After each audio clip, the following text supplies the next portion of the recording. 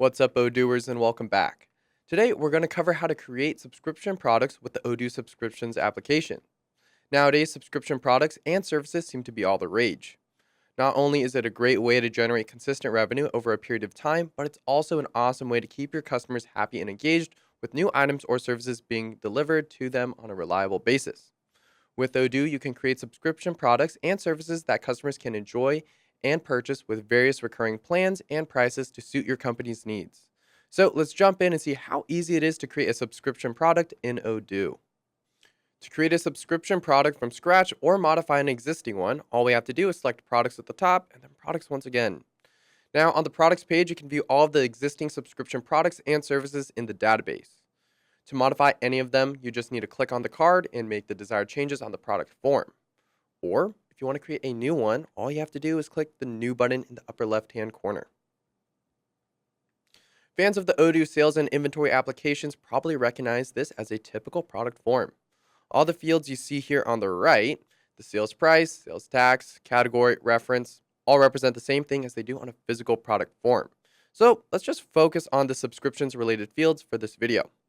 Otherwise, the two forms are essentially the same and pull the same product model in Odoo. Actually, the only difference between a subscription product form and a typical product form is that the subscriptions checkbox is automatically ticked by default. And if you ever find yourself on a product form in one of those other applications and you want to turn it into a subscription product, just remember to tick that subscriptions checkbox. Otherwise, Odoo simply won't recognize it as a subscription product. Now, in the General Information tab, you'll probably notice the product type is set to Service by default. But a subscription can also have a product type set to Goods or a combo as well. Think of a monthly food box or made-to-fit apparel delivery service that you might enjoy. Depending on the product type chosen, different fields appear beneath. As a service subscription, this is a lot like what it sounds. Our employees provide a service to a customer like a regular golf lesson, for example. On the other hand, the goods product consists of two different types. We have the goods consumables and storables. And if we click on combo, this allows you to choose from a list of subscription products. When creating a consumable product subscription, or in other words, a subscription product that is consumed during the use or operation of a product, and needs to be replaced frequently, you won't need to track the inventory since the item gets used up. So you can leave the track inventory box unticked. But if you're creating a storable product, or in other words, a subscription product for which you do need to manage its stock, then you will want to tick this checkbox right here to track the inventory. Then you'll see in the invoicing policy field here, it is heavily recommended that we always have this to ordered quantities to clearly invoice the customer once their order has been confirmed. Selecting the delivered quantities is also possible, but it becomes quite complicated. And below that, you'll notice we have the How to Track Inventory option from the drop-down menu right here. By default, it's going to say by quantity, but we can also track by lots or by unique serial numbers as well. Now, per the usual, you'd start giving this product a name. So let's say we're making a woodworking class subscription. So we're going to name this woodworking class.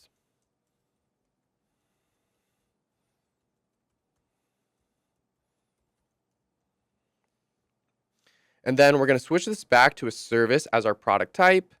And when we do that, you'll notice the fields changed. First, you can choose to have Odoo create any of the following, be it a task, project and task, or even just a project, or nothing.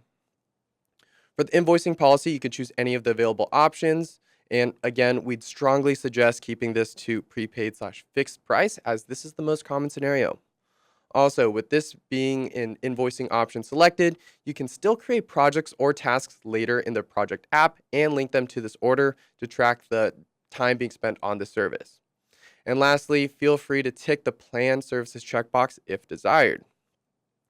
Enabling this option means that Odoo will automatically generate a shift for a selected role when confirming the sales order, which are all available via this drop-down menu. So let's go ahead and select our woodworking expert. Only employees with this specific role are automatically assigned shifts related to the service. After that, we'd proceed to fill out the right side of this form with the standard monetary information and add any internal notes if needed. Now, since time is of the essence and we're only focused on subscription product information, let's bypass these fields for now and skip over to the recurring prices tab. This is the tab where we'll create our custom recurring price scale for the subscription product. Typically, a customer orders a larger amount. Companies tend to give them a bit of a price break, so we're going to do the same thing here. Odoo comes equipped with a handful of recurring plans, and all of them can be customized and created by going to configuration and then selecting recurring plans. But we can also do it directly on this page. So let's say some customers only want to go month to month. That's fine, but we're going to charge them a bit more for that purchase. So let's click add a price rule. And then in this field here, we're going to select monthly from the drop-down menu. Next, we do have the option to include a special price list and its members on this reoccurring prices tab. But I want this product and its price to be available for everybody. So I'm going to leave this blank. Lastly, we're going to give this recurring a price right here. So for the month-to-month customers, we're going to charge them $120 a month for their plan. Let's add another one. So let's click add a price rule and select yearly this time. Now for those folks who have faith in our service and want to subscribe for a year at a time, let's give them a bit of a price break. So once again, we're going to bypass the price list column, and this time we're going to make this effectively priced at $1,000 a year for everybody. And that's going to be a thank you for their yearly commitment.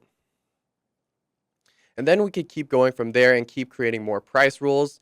In Odoo, there are no limits on how many price rules you can add in the recurring prices tab. After that, you can continue to modify all of these tabs and fields to suit the needs of your company. And of course, you can keep track of all of the sales, documents, online listings, and price lists related to the subscription product from the smart buttons up here. You'll also want to make sure to hit the Go to Website Smart button when your subscription product configuration is complete. So you can hit Publish at the toggle switch here and make this available to any of your lucky customers. Pretty simple, right? And there you have it, Odooers. Those are the basics on how to create a subscription product in the Odoo Subscriptions app. Thanks for watching, and I'll see you in the next video.